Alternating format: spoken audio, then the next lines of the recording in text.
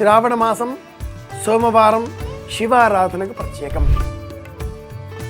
ఆలయంలో వెళ్ళి స్వామిని అర్చించాలా, ఇంట్లో అర్చించుకుంటే అర్చన చేసుకుంటే సరిపోతుందా?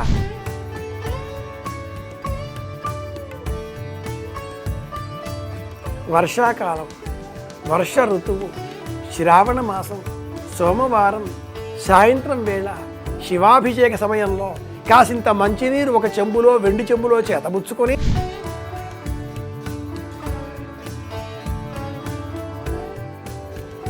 గుడిలో దేవుడు లేకుండా పోతున్నాడు.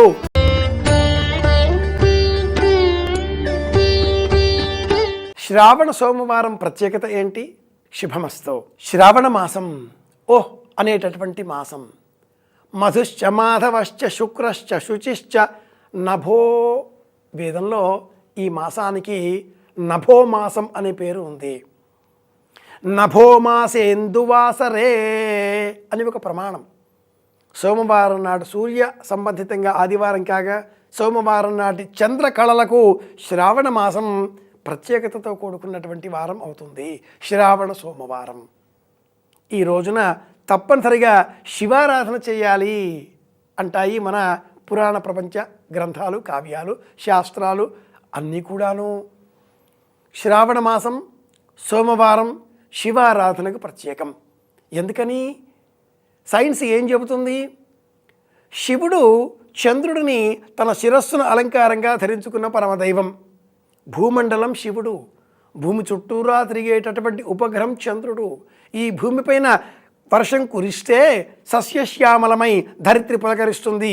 నవాంకురములతో ఆకుపచ్చదనాన్ని అంతటా కనిపించే విధంగా కళకళలాడుతూ పచ్చదనాన్ని మనకు అందిస్తుంది. ప్రకృతి అంటుంది శాస్త్రం. ప్రకృతి పార్వతీదేవి, భూమి శివుడు.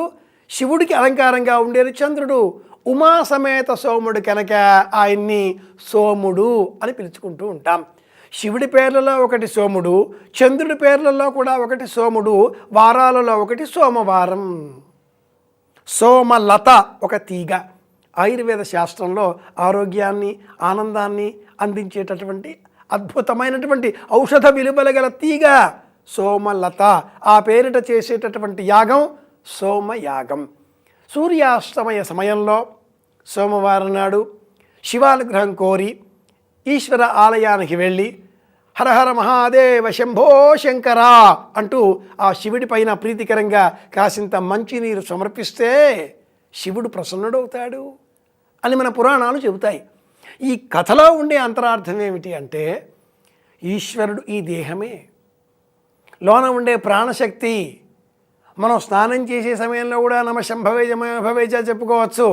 గోవిందేతి సదా స్నానం, గోవిందేతి సదా జపం. దైవధ్యానం చెయ్యాలి అంటుంది శాస్త్రం.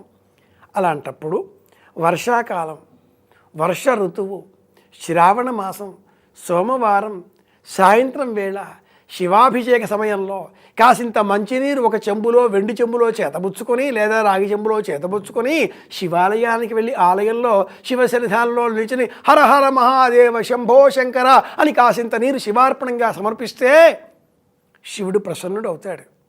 కాకపోతే ఒక్క విషయం గుర్తుపెట్టుకుందాం మిత్రులారా, ఈనాటి కాలంలో ఆలయాలలో భగవంతుడు అంతర్ధానం అవుతున్నాడు. గుడిలో దేవుడు లేకుండా పోతున్నాడు. అధికారులు, అలాగే అక్కడ ఉండేటటువంటి నియమదారులు, పెత్తందారులు భగవంతుడికి చికాకు తెచ్చే విధంగా ప్రవర్తిస్తున్నారు. మనం కూడా మన మూఢభక్తితో భగవంతుడిని భయపెడుతున్నాం. ఒక్క చెంబులో పంచామృతం పోసి పరమేశ్వరాలయానికి వెళ్ళి హరహర మహాదేవ అని ఆ శివుడి మీద పోసేసరికి శివుడు వణికిపోతున్నాడు. కాసింత విరామం ఇవ్వండి అంటున్నాడు.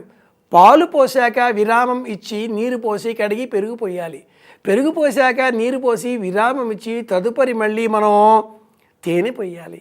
ఇలా విరామాన్ని ఇచ్చి పంచామృతాభిషేకం చేయాలి. అలా కాకుండా ఒక చెంబులో అన్నీ కలిపేసుకుంటే, ఏమండి మనందరికీ కూడా కాఫీ ఇష్టం, టీ ఇష్టం, కొంతమందికి కూల్ డ్రింకులు కూడా ఇష్టమే. అలాగున చెప్పేసి ఒక గ్లాసులో కాఫీ, టీ, కూల్ డ్రింకులు అన్నీ కలిపేసి పోసుకొని తాగుతామా? విరేచనాలకి కాదు, పరమేశ్వరుడికి కూడా ఇలా భయపడే విధంగా పూజలు చేసి బెంబేలు తెస్తున్నారు. అలా కాకుండా శ్రావణ సోమవారం ప్రశాంతమైన మనస్సుతో ఇంత ప్రత్యేకతగా కూడుకున్నది కనుక అనే ఆలోచనతో స్వామి ప్రత్యక్షంగా ఉన్నాడు. ఈ ఊహతో ఆలయానికి వెళదాం, కాసింత మంచినీరు పోద్దాం, పరమేశ్వర అనుగ్రహం కోరుకుందాం.